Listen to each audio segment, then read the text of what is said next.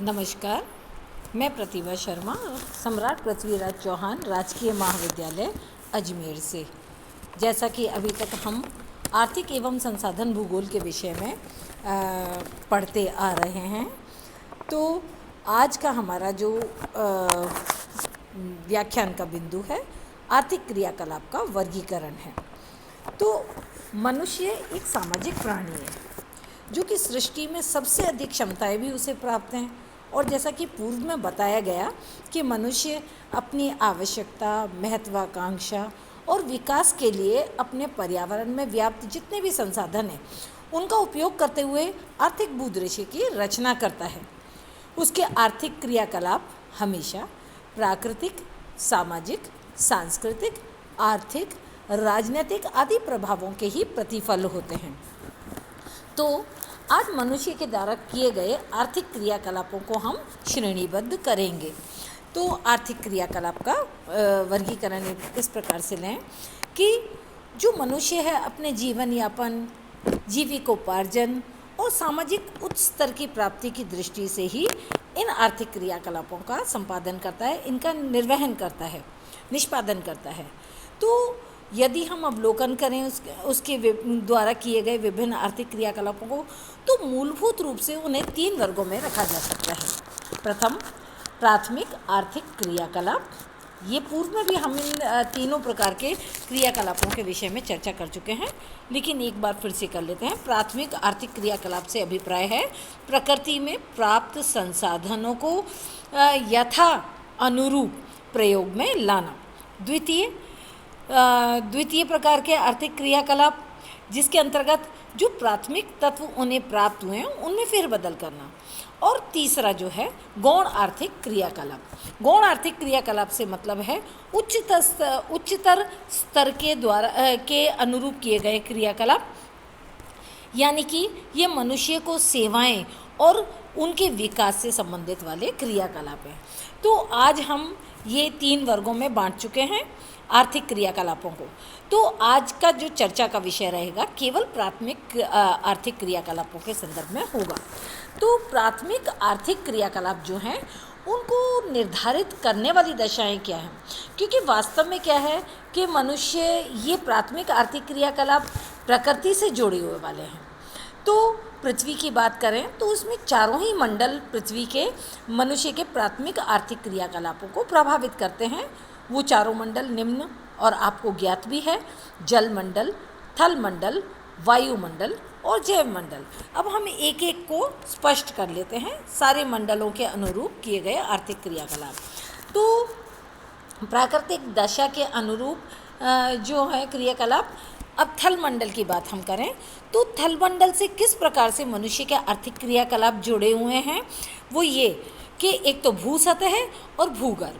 तो भू सतह सबसे प्राथमिक आवश्यकता है मनुष्य की, क्योंकि भू सतह पर जो मृदा उसे प्राप्त है, यदि वो मृदा उर्वर है, उसमें आर्द्रता की मात्रा है, पोषक है, उसमें कई सारे खनिज तत्व उपलब्ध हैं, सूक्ष्म जीव हैं, यानी कि वो बहुत उर्वर है, कृषि कार्य के लिए उचित है, तो स्वाभाविक है कि जो मनुष्य के द्वारा किया गया आर्थिक क्रियाकलाप भू सतह से जुड़ा हुआ है प्रकृति के रूप में, तो वो है कृषि कार्य। दूसरा है भूगर्भ। अब मनुष्य जिज्ञासु प्रकृति का प्राणी है, तो उसके द्वारा उसने क्या किया है कि भूगर्भ में खनन करके जो भू सतह, जो भूगर्भिक भाग में अनेकों खनिज हैं उन्हें प्राप्त किया है। तो भूगर्भ की यदि थल मंडल से हम बात करें तो जो आर्थिक क्रियाकलाप उससे संबंधित है वो है खनन का कार्य। तो इस तरह से थल मंडल में भू सतह और भूगर्भ दोनों ही से प्राप्त होने वाले प्राकृतिक संसाधनों से जुड़े हुए आर्थिक क्रियाकलाप को हम प्राथमिक आर्थिक क्रियाकलाप के अंतर्गत ले सकते हैं। दूसरा है जल मंडल। अब जल की बात करें तो जल से प्राप्त जितने भी तत्व हैं, विशेषतः क्योंकि मनुष्य की प्राथमिक आवश्यकता भोजन होती है, तो ऐसी स्थिति में जल से प्राप्त होने वाले जीव जंतु जो हैं, विशेषकर घोंगे, मछली इत्यादि, तो उनका आखेट करता है मनुष्य।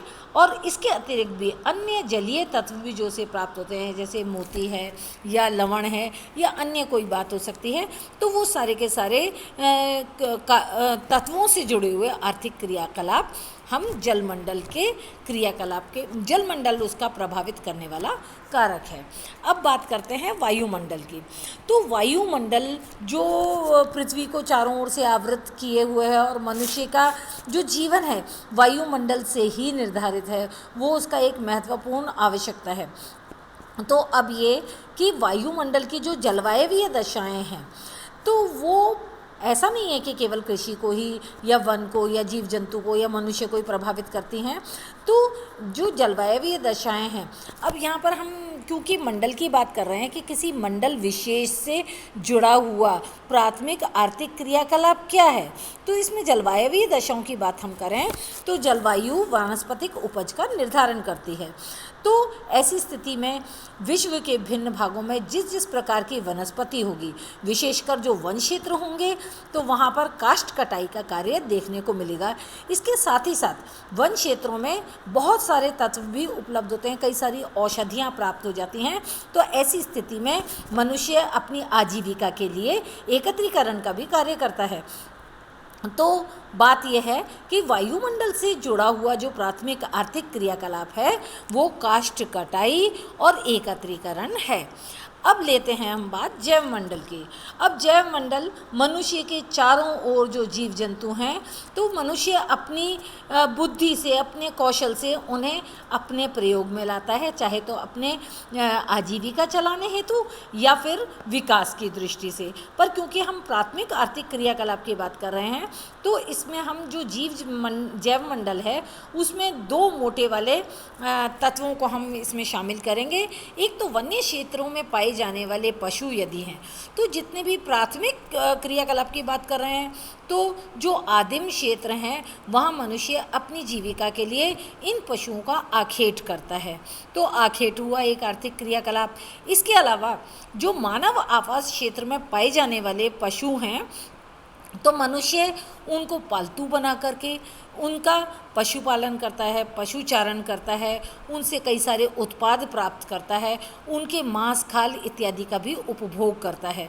तो ऐसी स्थिति में जैवमंडल में यदि हम देखें जैवमंडल से जुड़े हुए प्राथमिक आर्थिक क्रियाकलाप, तो वो हैं आखेट, पशुपालन, पशुचारण आदि। अब हम बात करते हैं कि जो अभी तक हमने चर्चा की, प्राथमिक आर्थिक क्रियाकलाप के स्वरूप को जानने का प्रयास किया, तो प्राथमिक आर्थिक क्रियाकलाप प्रकृति वाले तत्वों का उपभोग है। अब ये कि विश्व के भिन्न प्रांतों में किस किस तरह की प्राकृतिक दशाएं हैं, उन्हीं के अनुरूप वहाँ निवास करने वाले प्राणियों के आर्थिक क्रियाकलाप होंगे। तो अब प्राथमिक आर्थिक क्रियाकलाप जो अभी तक हमने चारों मंडल के विषय में जाना कि जहाँ पर जिस स्थिति का, जिस प्राकृतिक स्थिति का वर्चस्व है, उसके अनुरूप ही मनुष्य के आर्थिक क्रियाकलाप हैं।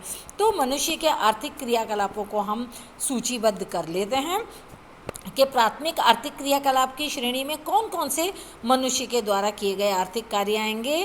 प्रथम आखेट या मत्स्याखेट।